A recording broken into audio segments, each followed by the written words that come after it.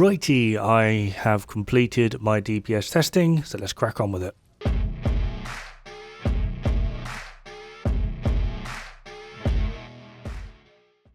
Right, firstly, to finish off all of this testing, it took an extraordinary amount of time. However, I do not have the technology, little old YouTuber me, to do this 100% accurately.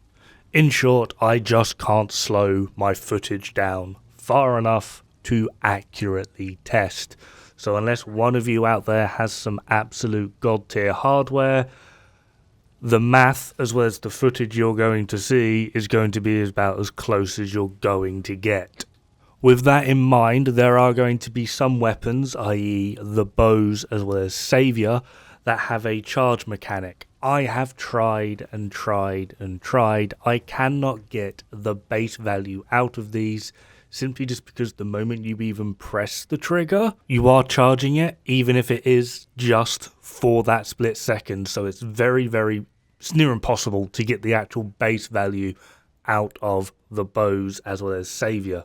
We also need to go over the rounds per second on single shot weapons. For this, we're going to use the example of Widowmaker. This has a rounds per second of 2.4 and it has a magazine of 1. What we do is 1 divided by 2.4, which equals 0.4166667, or for the purpose of this, we're just going to round it up to 0.42. Like I said, my hardware is lacking. What this is your total firing animation per bullet. If Widowmaker had a second round, a 2-round magazine, after 0.42 seconds, it would fire it. So in order to calculate this DPS of 1 bullet, we need to know this number. However, we actually don't need to know this number because we can literally just do the damage times the rounds per second, and that takes it into account immediately.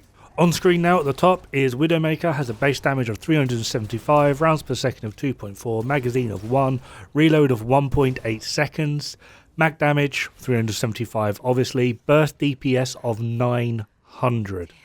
That is just one shot. It has a burst DPS of 900.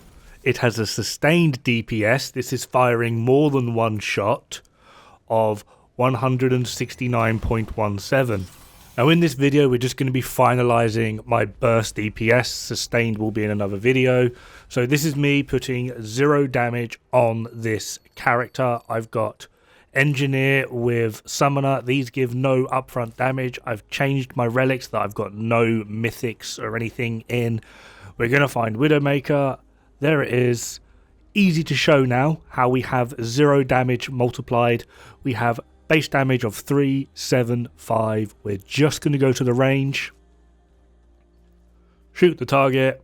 375 damage. We have no damage buffs. So, how do we calculate our DPS? Well, like I keep saying, burst DPS, 1 magazine over 1 second. That was it. It's okay, I'll slow it down.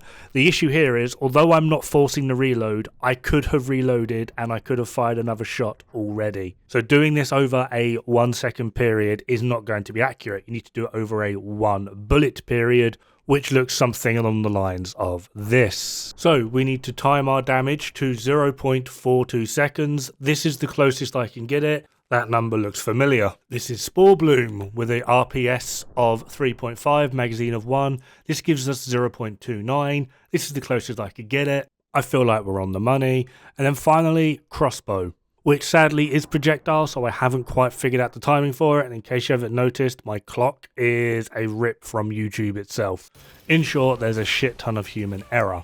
However, this is the list from lowest burst DPS to highest burst DPS. Due to a recent patch, some of this has changed, so at top, with lowest, we have Merciless, Plasma Cutter, Rusty Lever Action, Huntsman M1A, Alpha Omega, Chicago Typewriter, Bonesaw, Wrangler, Starkiller, Pulse Rifle, Blackmore, Nightfall, Ford's Scattergun, Bulldog, Twisted Aeroblast, Repulsor, Aphelion, Deceit, Coach Gun, Widowmaker, Royal Hunting Bow, Crescent Moon, Crossbow, Sagittarius, Saviour, and then finally Spore Bloom. the boss weapons do not have their mods active in this table. I will be doing that in a second. Now, because some people haven't quite figured out the difference between burst DPS and sustained DPS, I'm going to put it in simple terms. Burst DPS is how quickly you can clear a dungeon. Sustained DPS is how quickly you can kill a boss. And speaking of bosses, let's have a look at some of the boss weapons with their mods active. So for Nightfall, we obviously have the fire rate increase as well as essentially infinite ammo, and also including in the simple fact of the weapon becomes fully automatic. Twisted Arbalist, this is assuming one hit followed up by the mod. That is it, no bounces, problem solved. Repulsor gets a 50% increase when the enemy exits the dream world or whatever, and that's basically it. Deceit's mod only affects melee damage, which is not what we're covering in this video. Plasma Cutter essentially gets up to a ×3 multiplier, so it does 3 times the damage.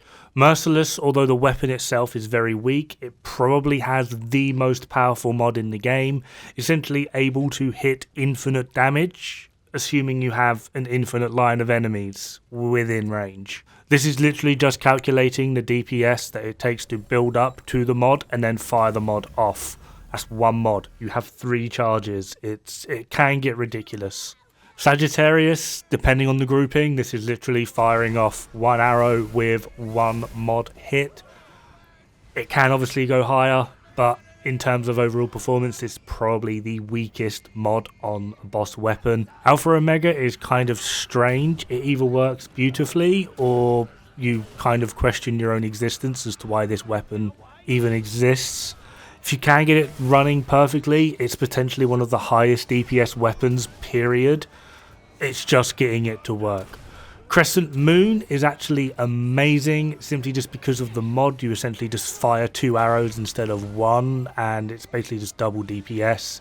Spore Bloom, I have no idea how to even look at calculating the DPS of this, because you'd have to fire a shot and then the spore, or the spore and then the shot. Either way, you only get like a silly amount increase, so I've just not calculated it in, and it's still in second place. Savior, this is actually quite a phenomenal weapon. It's literally counting just 1 transfer, which is 50% of its damage. So obviously this has nowhere else to go but up. Anyway, that is the burst DPS in a nutshell. And for my final trick, I'm just going to leave this up. I'm not going to read it off because I'll be here all day.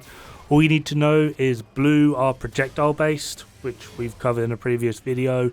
The red are going to be the boss weapons with the mod active. The more astute among you might notice that although Starkiller and Aphelion are technically boss weapons, I've not gone into these because these kind of occupy a separate category altogether.